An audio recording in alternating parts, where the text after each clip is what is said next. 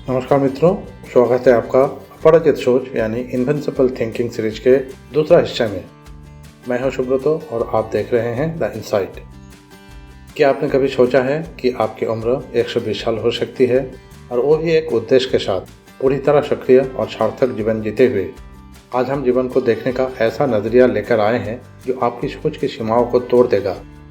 लेखक ओकाया कहते हैं, उम्र चाहे 60 हो या 90, अगर सोच में क्रांतिकारी बदलाव लाओ तो नया जीवन शुरू हो सकता है। आज का वीडियो खास उन लोगों के लिए है जो सोचते हैं कि अब बहुत देर हो गई है, या फिर जो अपनी ज़िंदगी को लंबे समय तक जीकर कुछ अर्थपूर्ण करना चाहते हैं।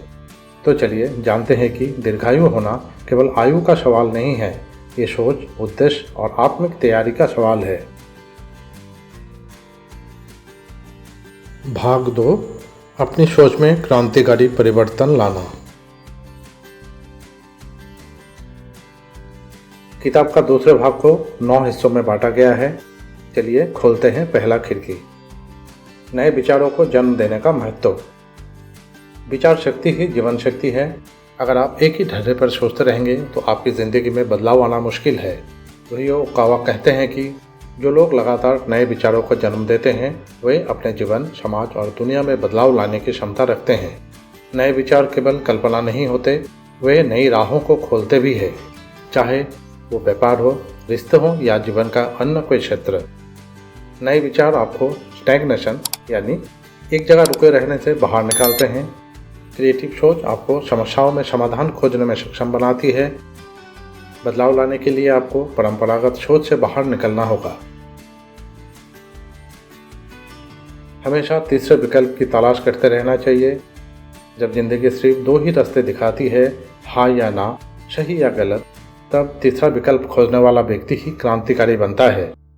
अक्सर हम या तो हार मान लेते हैं या तो टकरा जाते हैं, लेकिन अगर हम ठहर कर सोचें तो शायद एक ऐसा रास्ता भी हो सकता है जो दोनों से बेहतर हो।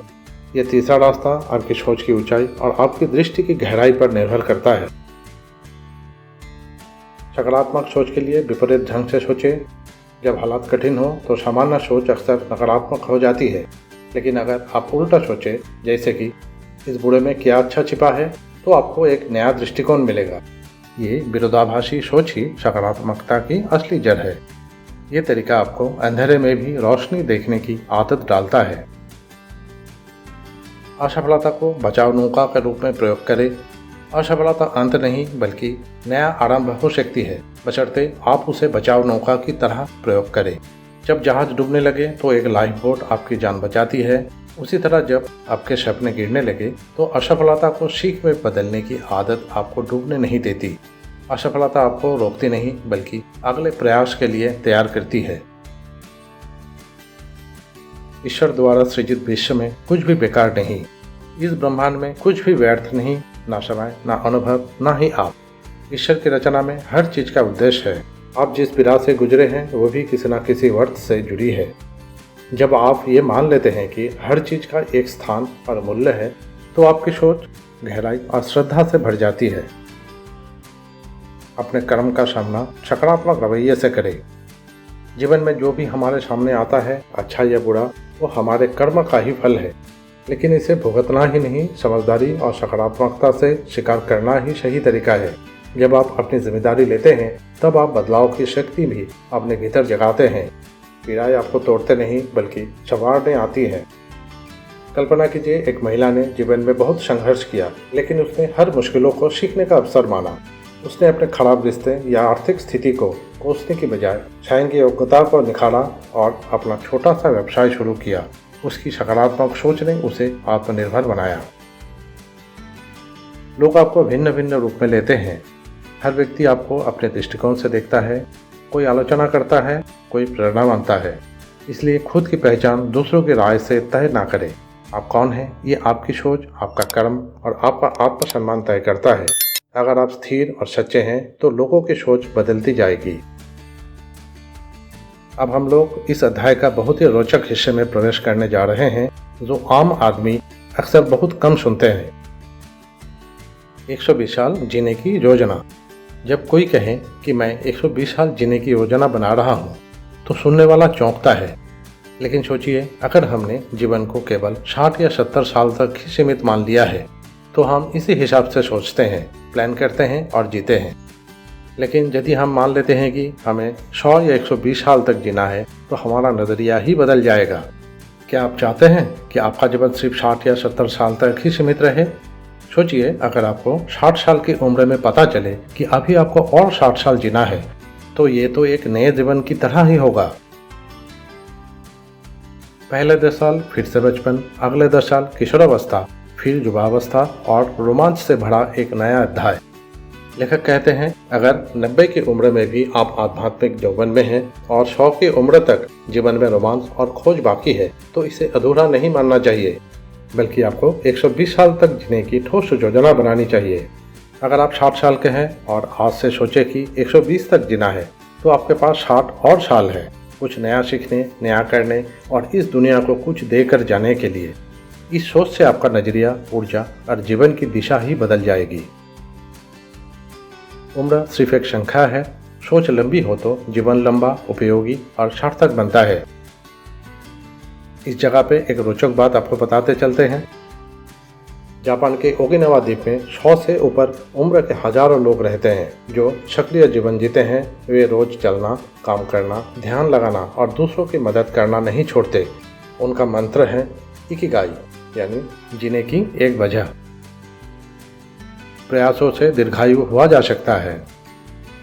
जीवन में कई ऐसे मोड़ आते हैं 55, 70, 80 की उम्र में जो नई शुरुआत के मौके होते हैं। ये मोड़ कुछ हद तक पहले से तय होते हैं, जैसे किसी मौसम की भविष्यवाणी।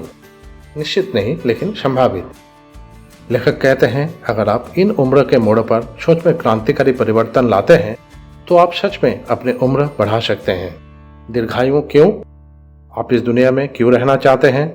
अगर इसका कोई ठोस कारण है, जैसे आपको कुछ सीखना है, सिखाना है, बनाना है या किसी के लिए कुछ करना है, तो यही जीवन का उद्देश्य बन सकता है और वही उद्देश्य आपकी उम्र को सार्थक और दीर्घ बना सकता है। लेखक इस जगह पर संदेश देते हैं, अगर आप चाहते हैं कि आपका जीवन 120 साल तक लंबा हो तो आपको उसकी मानसिक तैयारी अभी से करनी होगी।